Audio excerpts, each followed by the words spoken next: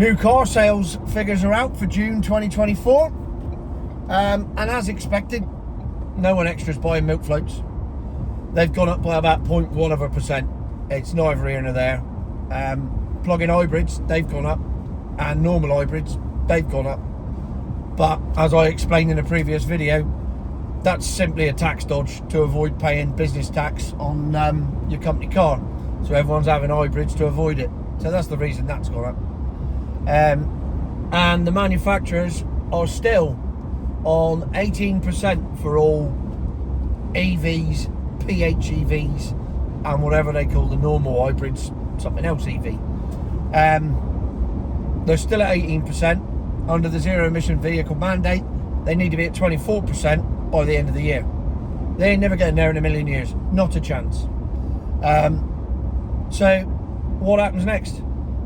Well, Mr. Stammer, it is over to you. You're the boss now. You've got the job. You deal with it. If you can pull yourself away from Klaus Schwab and everyone for 5 minutes to sort out your own country first, that'd be lovely.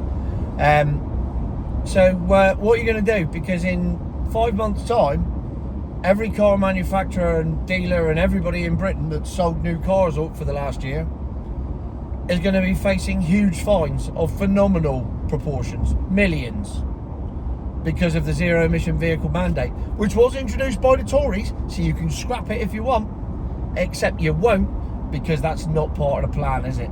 The only person that was going to scratch it was Nige, and Nige has got 5 MPs. That's not going to be enough to overturn the vehicle mandate, is it?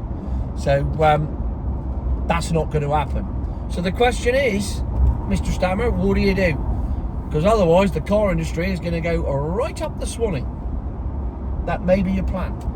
And if it is your plan, you don't need to do anything, because it'll happen anyway. Now, the other interesting thing to come out of the figures for June, these are all available on Google, by the way. I'm not making these things up. Just put in car sales UK June 2024, and it comes up. There's several sites, and depending on whether they're pro EV or they're just reporting the facts, will depend on how they report the figures. Because one site went, great news for EV buyers, as sales are on the increase. Yeah, by 0.1%. It's not really the increase you're looking for, is it? It is an increase, granted. But the most interesting thing is that almost 70% of all new cars sold in Britain are sold to fleet companies. So your On2s, they've gone bust. Your Cinch, they've gone bust. Kazoo, oh no, Cinch is still going. Kazoo, they've gone bust. And then all the big lease companies, Select Car Leasing, and all the ones you see in motorway services advertising, cars for lease. Those companies are the ones buying all the new cars, which means that 7 out of 10 of all new cars are on lease. Only 3 out of 10 are being bought by Joe Public. And there's no guarantee that the 3 out of 10 that are being bought by Joe Public are all just cash purchases either. They could be on PCP or some other thing. So the thing is, the lease model that they're still using for milk floats was based on petrol and diesel cars, and it's based on depreciation. Now, I'm not a lease expert, but I'll give you a basic explanation of how I think it works. It's a very simple thing. The car's worth 45 grand. Let's say a BMW 320D, nice bog standard saloon. It's worth 45 grand brand new. So over 3 years, that's going to depreciate by about 30%. Give it a bit of slack, so we'll call it 18 grand. So therefore, they charge you £500 a month for that car. 6 grand a year, 3 years, 18 grand. There's the depreciation factored into it, and then you've got a choice at the end. You make a balloon payment, you hand it back, you have another one, or all the different options that come with it. But nevertheless, the depreciation's been factored in, which is fine. And that way has worked for years, and it works really well. And it works really well with more expensive cars because they don't depreciate so quickly. So, for example, I had this conversation once with somebody who promptly went out and leased a Range Rover Evoque and a Land Rover Discovery. had Nissans before that, excuse my windy pops, and paid exactly the same in lease payments for the Evoque as they did for the Qashqai, because the Qashqai depreciates and the Evoque doesn't. And that's a simple way of looking at it. So here's where it goes wrong. Milk floats depreciate, as I've proved. They don't depreciate like normal cars. So let's take the I-Pace that I had the other day. 70,000, 75,000 brand new. 3 years later, it's worth 40. So it's lost 35,000 over 3 years. Except whoever leased that car didn't pay 35,000 over 3 years.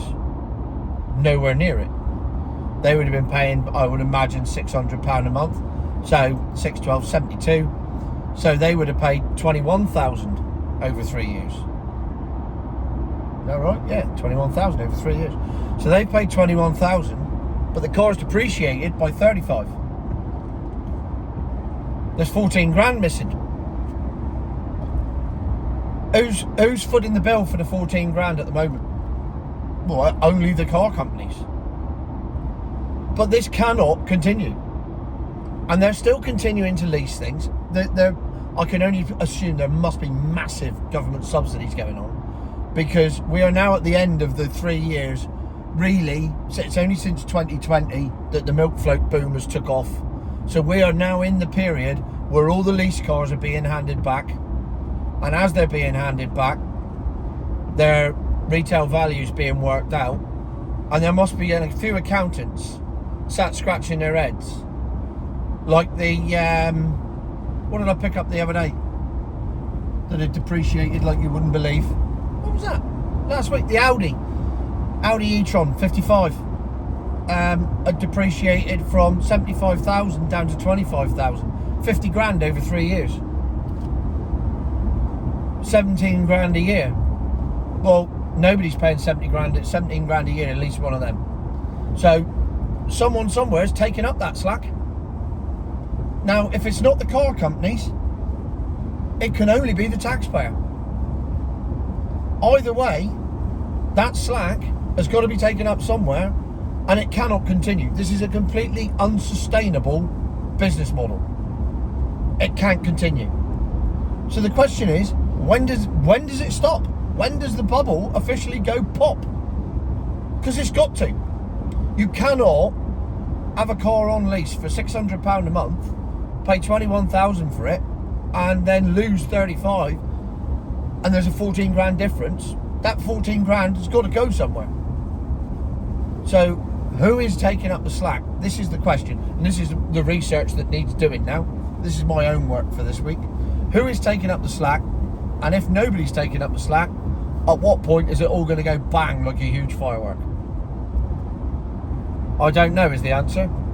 I am a mere amateur YouTuber. Maybe Quentin Wilson's got the answer. He's a professional motoring journalist, isn't he? But he loves a milk float. So he may have the answer. So Quentin, I know you're a fan of the show. What's the answer? Who's picking up the slack? So there you go. Time's thought of the day. Who picks up the slack when lease vehicles depreciate way beyond their balloon payment? Answers on a postcard. And if anyone actually knows, please comment and let me know. And I'll do a follow-up video on it. And quite happily name check you for it. Because I'd love to know where the money's coming from. Because apparently the country ain't got any money. So it can't be coming from us. Unless that's what all these tax rises that are coming are all about. To bail out the milk float industry. Just so we can achieve something that we don't need to achieve. So I'd like to point out, it's I don't know what 65 degrees is in old money, but it's not summer. This truck says it's 60. Oh no, that's it's not even 65 degrees. That's the aircon. It's actually 59 degrees outside. So what's that? Minus 35 is 25. Avid 12. First week of July, up the M5, raining, windscreen wipers on, 12 degrees outside. That's climate change in action, that isn't it? The earth is boiling. Boiling it is. Bollocks. So there you go. Today, the lease industry is unsustainable and requires the phrase, future my arse.